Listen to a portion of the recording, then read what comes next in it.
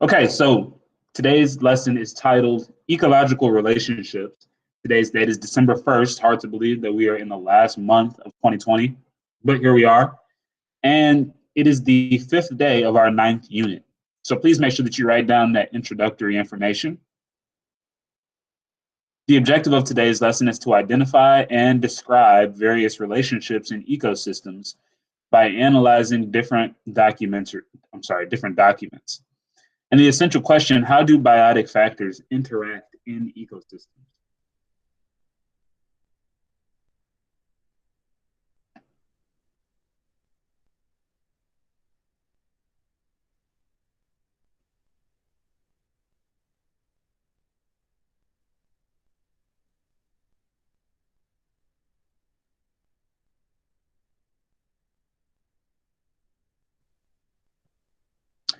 So again, please make sure that you are writing down that introductory information, and I will be transitioning to the next slide in the next 10 seconds or so. So go ahead and wrap up what you're writing down now.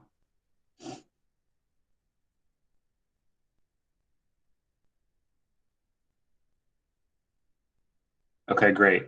And I also wanted to remind you all that I did send out those progress reports, and you should have had access to them in the last 24 hours or so. So you should have an idea of what assignments you have submitted successfully and which assignments I have not yet received from you. We've got about 3 weeks left until grades will be finalized. Over these 3 weeks, you all have ample opportunities to make up missing work and to schedule appointments with me to meet one-on-one. Several of you have done that in the coming week or so, and I'm definitely proud, and I'm glad you all are modeling for your classmates how you can reach out and receive help. But I also want to remind you all that there are opportunities in addition to what we've currently done to seek additional help. And those primarily are coming from YouTube, where I've been uploading review slides and review lessons as well. All right, let's jump into the lesson. It should be a quick one, and you all should have ample opportunity to start the asynchronous assignment before our 40 minutes are up.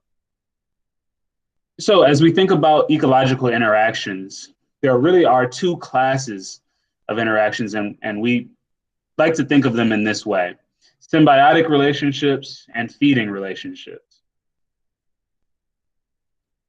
So perhaps you've heard this word symbiosis or symbiotic in the past and maybe in another context, but a symbiotic relationship is any type of close, long-term interaction between two biological species.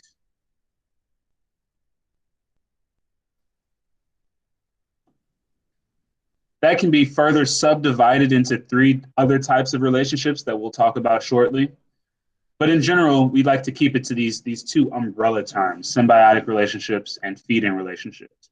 A feeding relationship is much more implicitly understood. It means a transfer of energy between 2 organisms as one organism eats another. And again, we always think about things in the context of humans, but we also have to push ourselves to thinking in the context of plants, thinking in the context of other animals, and even thinking in the context of bacteria. In all cases, there has to be some type of transfer of energy. Not all species do this by eating other species, but of course, it is quite common in the animal kingdom that we see some type of feeding relationship. And that can also be further subdivided, and we will talk about that in a few slides as well.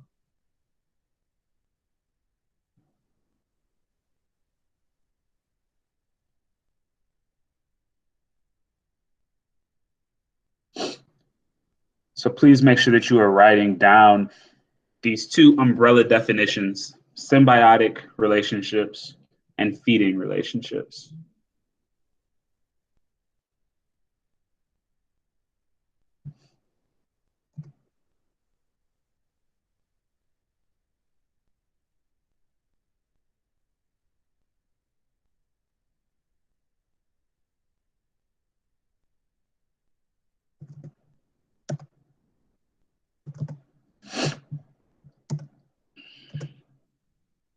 Okay, so again, the general umbrella term symbiotic relationship can be further subdivided into 3 other types of relationships, more specific types of relationships.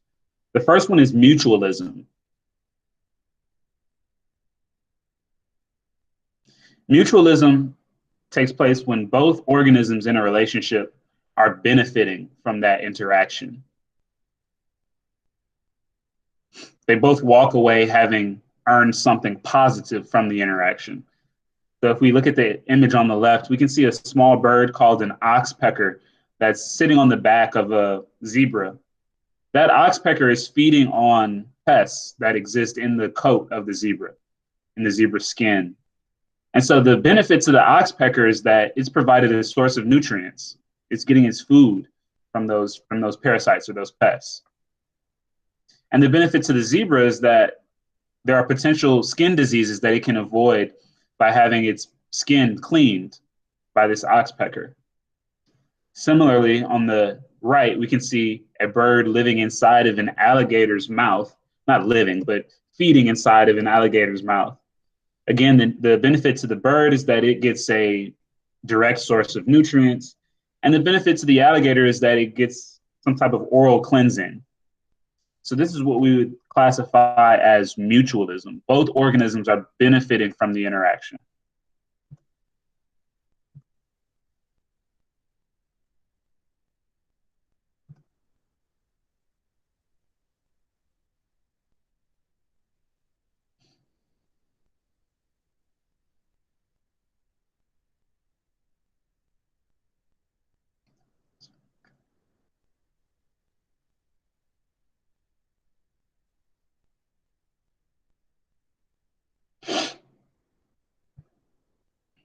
Okay, I'm going to change slides in about 5 seconds. So finish up writing if you are writing.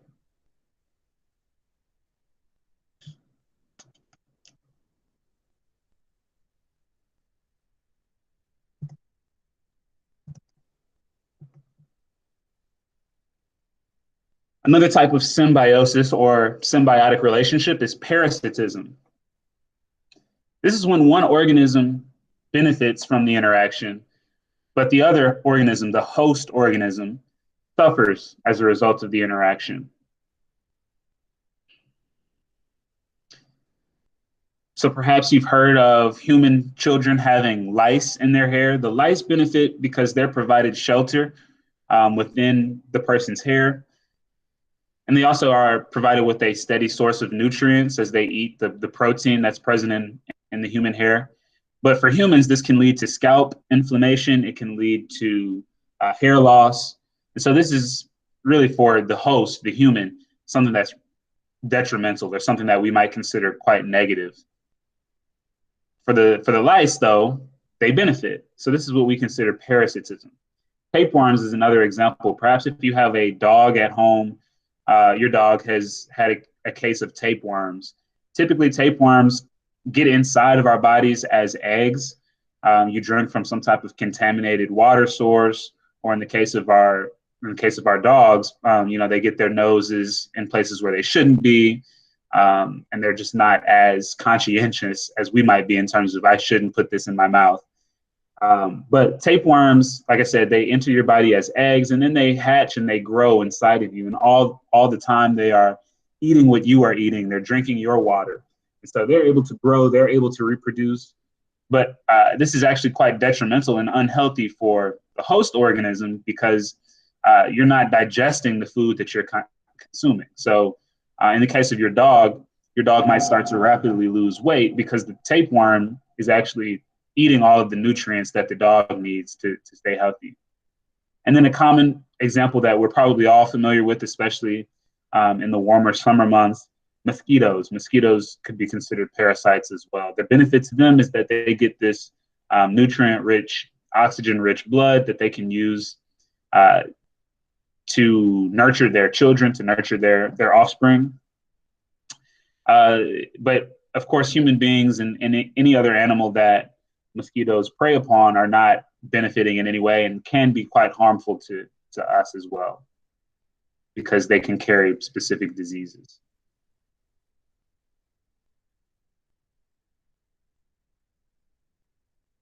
We've got one more relationship, symbiotic relationship to discuss. But at this point, are there any questions or any comments that you all would like to make as it relates to either mutualism or parasitism?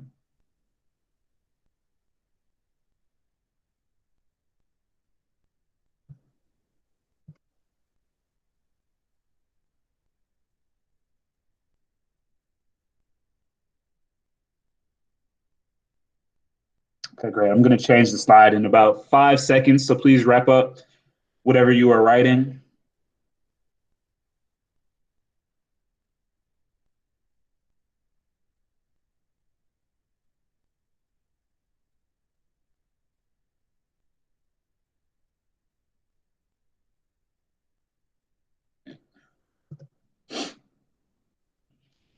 And then the last type of symbiotic relationship, commensalism. That's probably a word with which you're not familiar. This could be a new word to you. So please do make sure that you are writing down the definition of commensalism.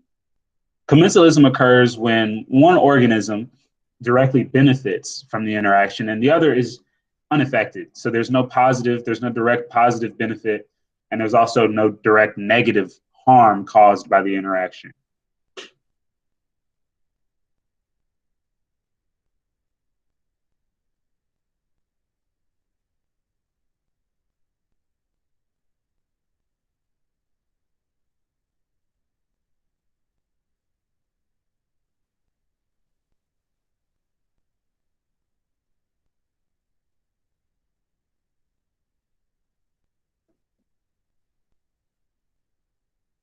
So in the image on the left, we can see that perhaps that's an antelope or some other type of larger mammal. In the antlers of that mammal, we can see that there's a pretty dense spider web. And I think I can even see that smaller dark spot, that brown spot right there. It looks like the spider itself. So the spider is provided the benefit of having shelter in the spider web and also the benefit of having a mechanism of catching prey inside of the antlers or in between the antlers of the mammal. But this antelope or whatever it may be is actually totally unaffected by this. So the antelope can just continue living its life. It's not harmed. The spider has no interest in acting in a parasitic way. But there's also no benefit provided here either.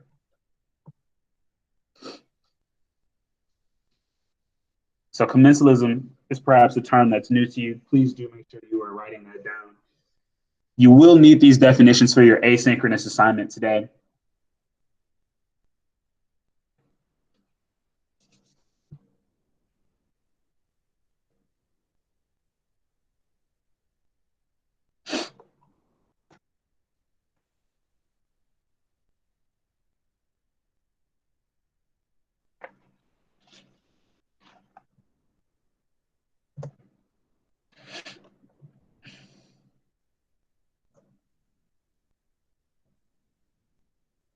All right, and we like to summarize these 3 different interactions with this pretty simple and easy to understand depiction. So commensalism, we can see that one of the organisms is happy, one of the organisms is benefiting from the interaction, but the other one is unaffected. There's no facial expression here. In parasitism, we can see that one of the organisms, again, is happy. We can even see that this tongue is sticking out probably because that parasite is eating or gaining some type of nutrients from the host, but the host is directly harmed by that interaction. And then lastly, in mutualism, we can see that there is an exchange of benefits. Both organisms are benefiting from what the other one is able to provide. So that's a good image to consider taking a screenshot of, taking a picture of. This really helps you to fully understand the differences between these 3 interactions, these 3 relationships.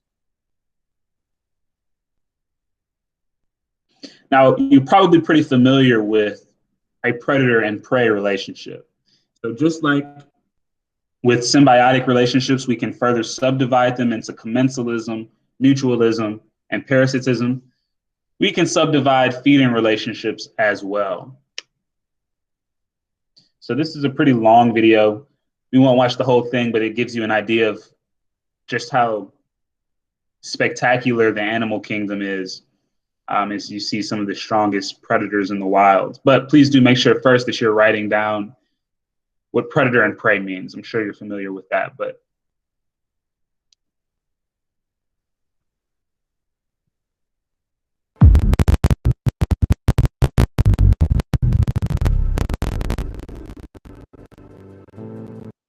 there are different kinds of predators in the wild.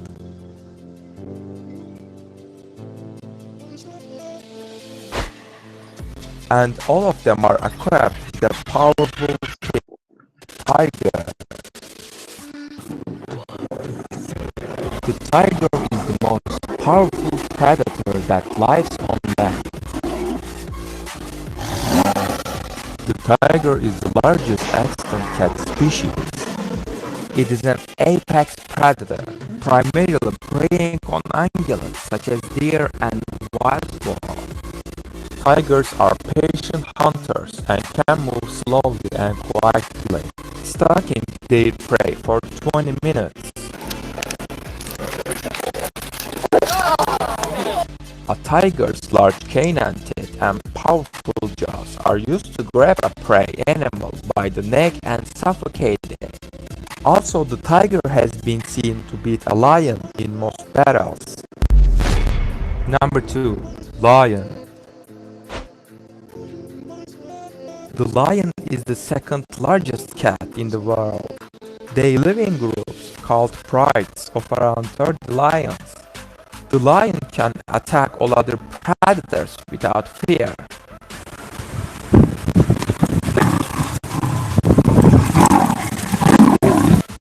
The king of the jungle, we all know, is not actually a lion. The lion doesn't live in the jungle. It lives in the great savanna. They are also extremely protective of their young, and whoever approaches their cubs is in extreme danger. Lions are very strong in herding, and this is the strongest herd in the world. Number 3. Jaguar. Jaguars are the only big cat in America, and the third biggest in the world after tigers and lions. They look like leopards, which live in Africa and Asia. The jaguar is not typically an aggressive animal, but when it becomes aggressive, it's with explosive force. Okay. So again, I'm sure you're familiar with quite a few predator and prey relationships. Quite common in the wild, quite common in the animal kingdom. But we should also be aware of, I'm going to come back to that, scavenger relationships as well. So some organisms prefer not to feed on other living organisms. They'll come in and they'll feast on the remains of an animal after it has already been killed by some other organism. So we can think about vultures as scavengers and hyenas as well.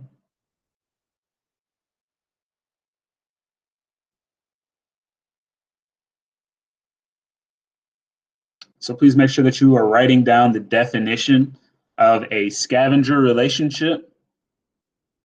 And in this next video, I want you to pay close attention to all the ways that the ecosystem changes as a result of the death of this elephant. So we might think about the death of any organism as being a sad thing, but all ecosystems to some extent depend on other organisms dying and some of their nutrients returning to the earth.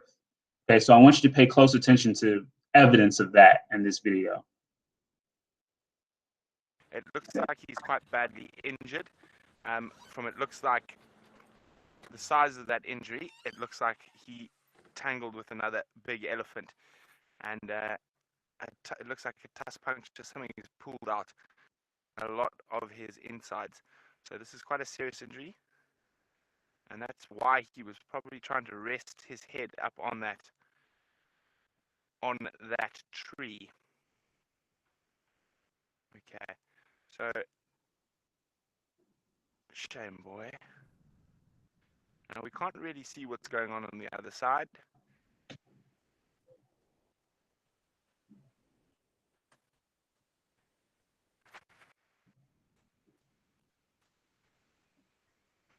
Well, a lot of you were wondering, would other elephants come around to inspect the carcass? And indeed they are.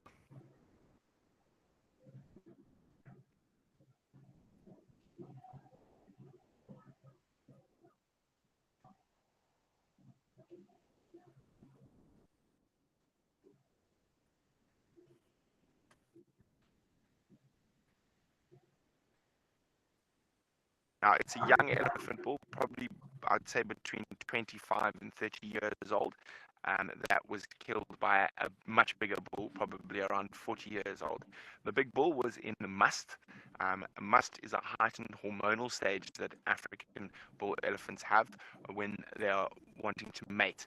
So they've got lots of testosterone, and they can be quite unpredictable and aggressive when they are in that state.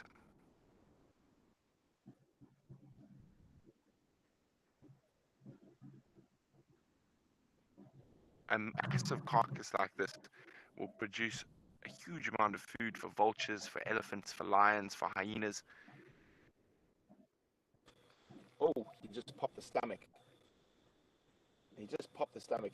Here we go. Oh, so this is not for sensitive viewers. Be warned. This hyena has just popped open the elephant's stomach that's been filling with a gas throughout the day. So now the smell is well and truly out. Have you had enough now? Are you full, hyena?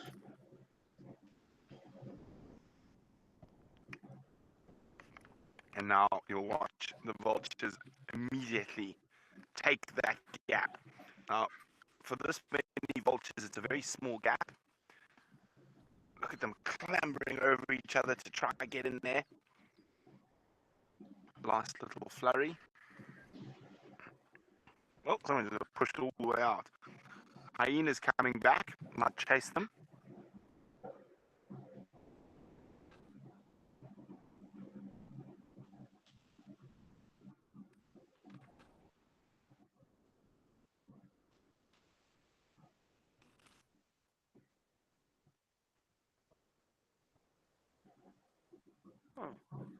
Making way, making room for the hyena.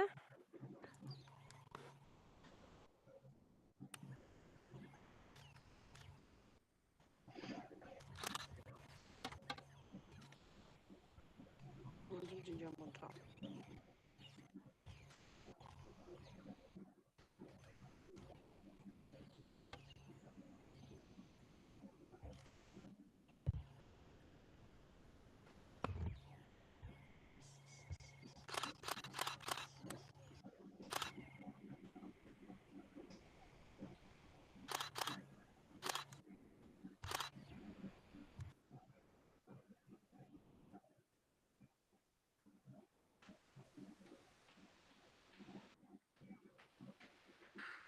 It's the vulture army, and that hyena is giving up the battle with the vultures. Now just look at them descend. Oh,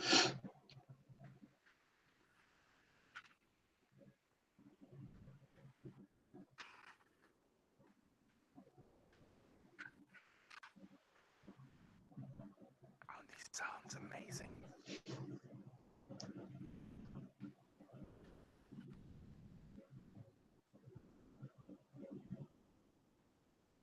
Be the last of the real proper meat, and then there'll just be little bits around, and you'll find the vultures will feed a little bit. They'll kind of eat as they go, and you'll find the hyenas will kind of come in and out as they have been over the course of the sort of last few days. But we're going to get a situation now where we're going to get very little in the way of lions or leopard. I doubt either one of them are going to come into this area.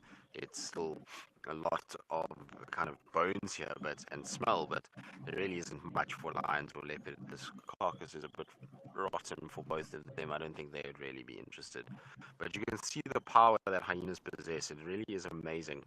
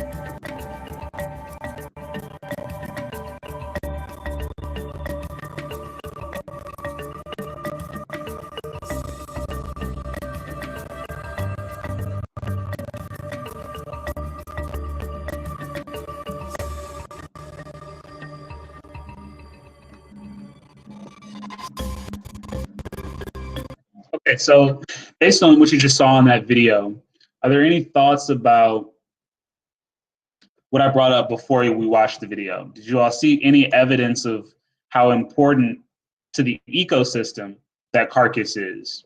Does anyone want to bring up any observations?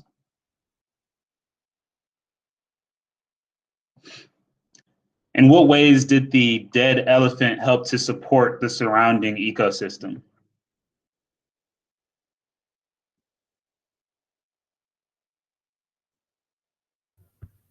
Some animals were able to get the last of it, and some of it went into the ground to support plants and stuff. Can you say that last part one more time? You got a little quiet, Joseph. Some of it went into the ground to support like plants and like grass and all that type of stuff. And Excellent. it Yeah. So supports like animals that like fend on stuff after it's like been mainly ate by like predators. good. Yeah. So we could see that there were some, we saw in the beginning that the scavengers were coming up, but there was actually a text box that came up very quickly and it didn't remain on the screen for a long time, but it did say what Joseph just talked about, which is that there is evidence of decomposers in the carcass of the element. And the job of those decomposers is not only to feast, but also to return some of the nutrients to the soil. And so what would you predict might happen if that time lapse had shown us what happened over the course of a month instead of just a few days? What might we see happen over the course of a month in that area?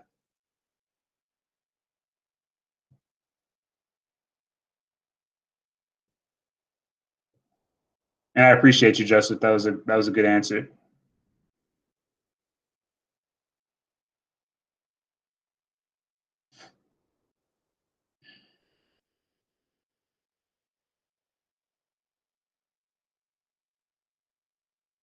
So again, what might we expect to see happen over the course of a month if we had a chance to see that time lapse all the way? Because where we currently left the video, we can see that there's basically just bones remaining.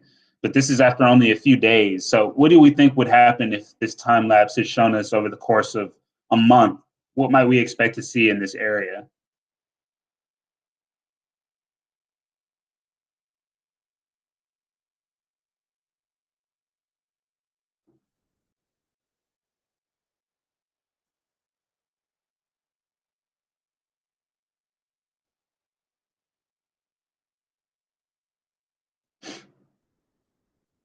Think about the role of decomposers. Think about what Joseph's comment brought up.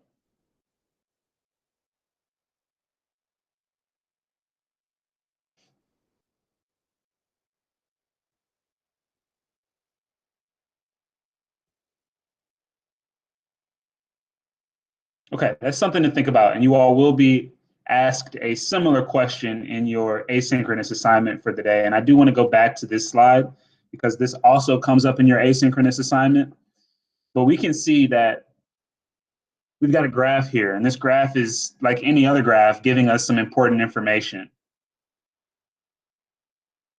And we are also asked a question. I'm not going to answer the question because that, like I said, does come up in your asynchronous assignment.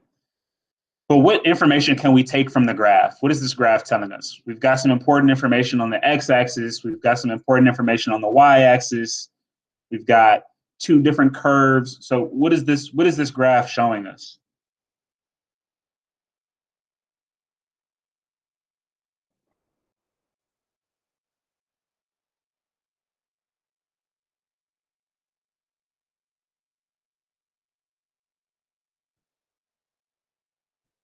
Any observation will work.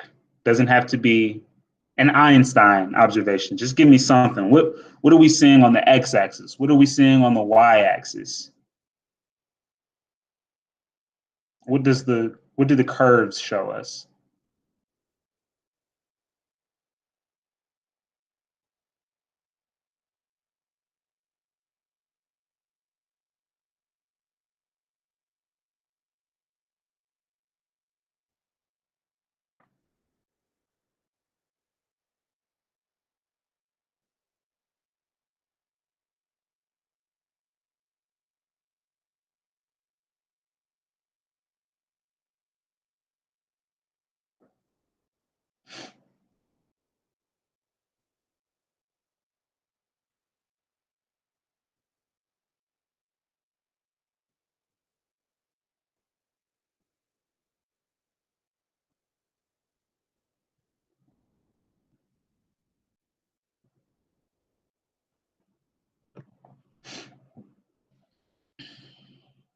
There's got to be some observation that we can take from this. I know you all have analyzed graphs before in your math classes and in this class.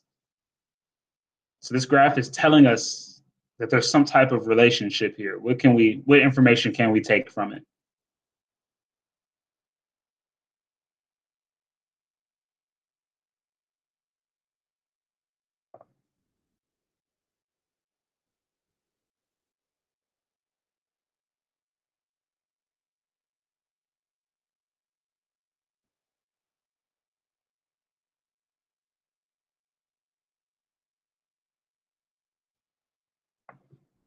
Okay, well, again, this does come up in your asynchronous assignment for the day, very, very similarly. So hopefully you've got the wheels turning a little bit and you're just not willing to share it or ready to share it with the class, but you have some thoughts that are being generated about this graph because you will be asked to write about it as a part of your asynchronous assignment. So we are almost done with the lesson. A couple more slides. You all are probably familiar with these terms as well, maybe not the term omnivore, but I'm sure you've heard carnivore, you've heard herbivore, and we just talked about decomposers. But we classify different organisms, specifically different heterotrophs, or organisms that don't produce their own food. They have to go eat other things for food. We can classify those heterotrophs as being carnivorous. We can classify them as being herbivores, omnivorous, and also decomposers. So carnivores eat other animals. We would think about most apex predators like lions and tigers, and in the oceans, most shark species. We would think about them as being carnivores because they eat only other animals. Herbivores eat plants. They don't like to eat meat. So a koala bear would be an herbivore. Most insect species are herbivores. Omnivores eat both plants and animals. So that would be human beings. We're omnivores. Other types of insect species are capable of eating both other insects and plants. So we would consider them omnivores as well. Omnivores are less common in nature. It would take a pretty sophisticated species that has had time to evolve its dietary preferences over many thousands of years to become an omnivore. And then decomposers. Decomposers probably get the least amount of attention in the natural world, but they do serve an extremely important function. And this is what we saw in the video. We needed those decomposers to return the nutrients, to continue the cycle. Because once something dies, the matter that made up that made up that organism doesn't just simply disappear into thin air. It needs to be returned to the soil where it can contribute to the growth of other things, like other plants or like fungi.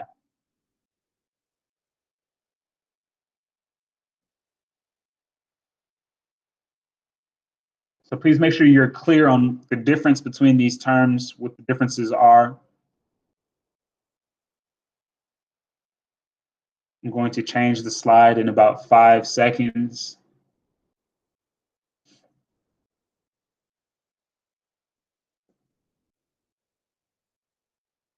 Okay. All right, so this typically, if we were in person, obviously would be an opportunity for some collaboration and you all would be working in teams, but Quizlet Live also has an individual, it also has an individual game as well. So you all will be able to define these terms on your own. So go ahead and navigate to www.quizlet.live, or you can just click on the link that I just sent to the chat, and that should take you directly to the game. We've got 25 people on the call, so I would like to see at least 20 people in the game, but I don't want to take too much of your asynchronous time up. So let's take no more than 90 seconds to join the game. You can click on the link that I just sent to the chat, or you can go to www.quizlet.live and enter the game code 234-083. Thank you, Nevaeh, first person.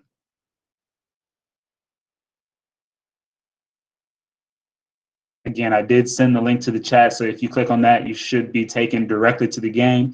Thank you, Alyssa. Thank you, Chelsea.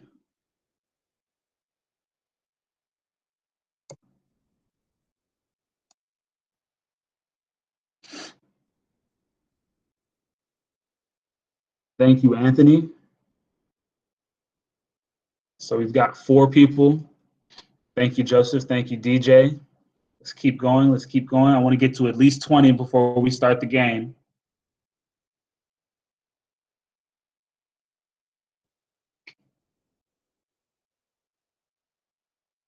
Excellent, Fanique. And I like your game picture as well.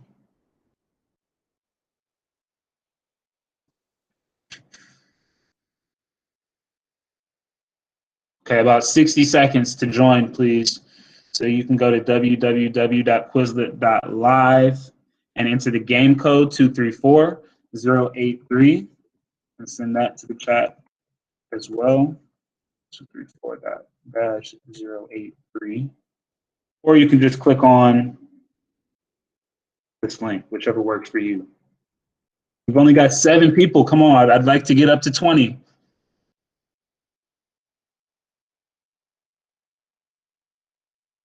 Aaron, Ayana, Alejandro, Ashley. Those are just my A names. Thank you, Jaden.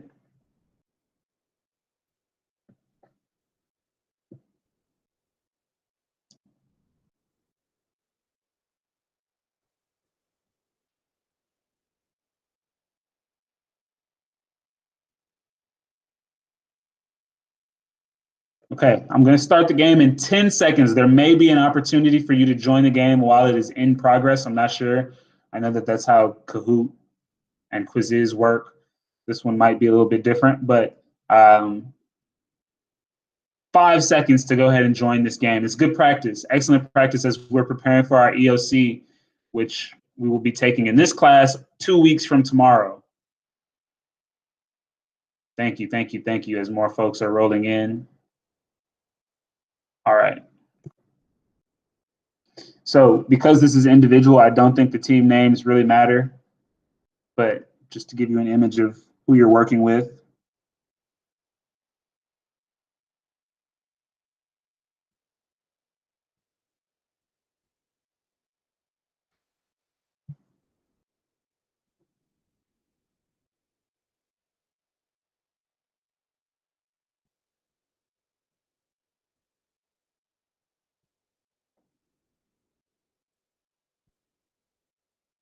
Okay, we've got a close game. The reindeer and the ostriches. I don't know who these people are, but good job.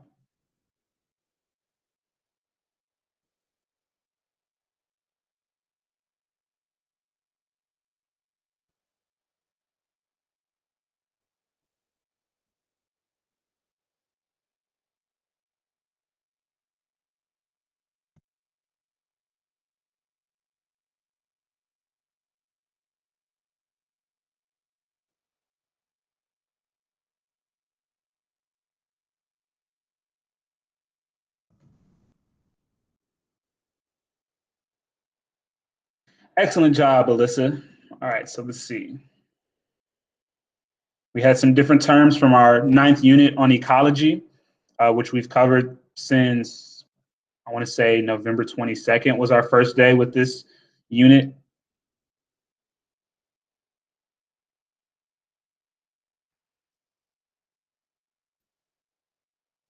Okay, good job. I did just get a message on Remind from one of our classmates who reminded me to let you guys know that the class recording of this live session will be available to you all on YouTube, as all of our class recordings are. So I will send that. Actually, let's just go to YouTube so I can show you guys this. Of course, it's not super realistic to expect that you will watch all of these videos between now and 2 weeks from now, but all of our class recordings are available in a YouTube playlist. So you can go back and look at any of the units that we've covered since the beginning of the semester. There's also a separate playlist that has shorter videos where you can kind of get the bang for the buck. The YouTube playlist is available there, and the link that I just sent to the chat, and it's also available on our Canvas homepage as well. All right. Oh, and I didn't. Okay, I wasn't sharing the right tab, but you can see it here. Here's the playlist of class recordings, all the way back to August 19th, which was shortly after the first day of school. So if you've missed any days, or if you're still a little bit like, I don't really fully understand protein synthesis, this would be a great lesson to go back and watch. All right, that being said, we've got 25 minutes left in class. I can tell you that that is more than enough time to get the asynchronous assignment done. My last class got it done in about 10 minutes. The assignment is called Relationships in Ecosystems. It's called U9D5, Relationships in Ecosystems.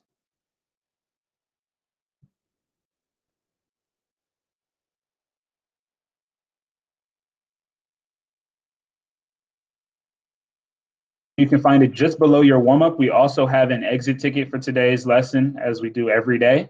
So go ahead and knock those out. We do have 25 minutes. Again, that should be ample time. And then you can also use your time wisely to go back and take a look at some of the assignments that you perhaps have not yet turned in.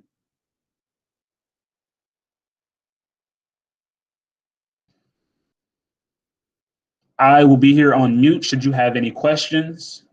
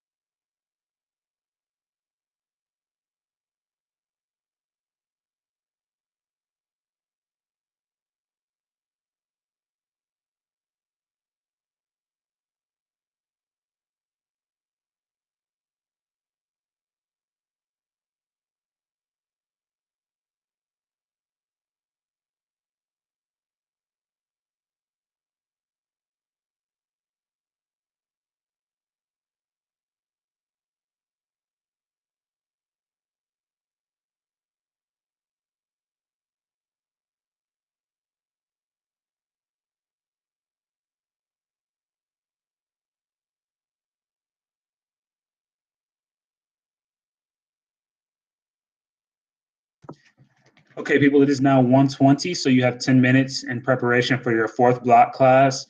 I do want to remind you all that we do still have some work to do to catch up. I know many of you are making progress day by day, and I'm proud of that. Continue to communicate with me if you need anything. We also should be expecting that we will have an exam on Thursday, our 9th unit exam. All right, so be ready for that. Make sure you're looking over your Unit 9 asynchronous assignments, and it should prepare you pretty well. Have a great day, and I will talk to you all tomorrow.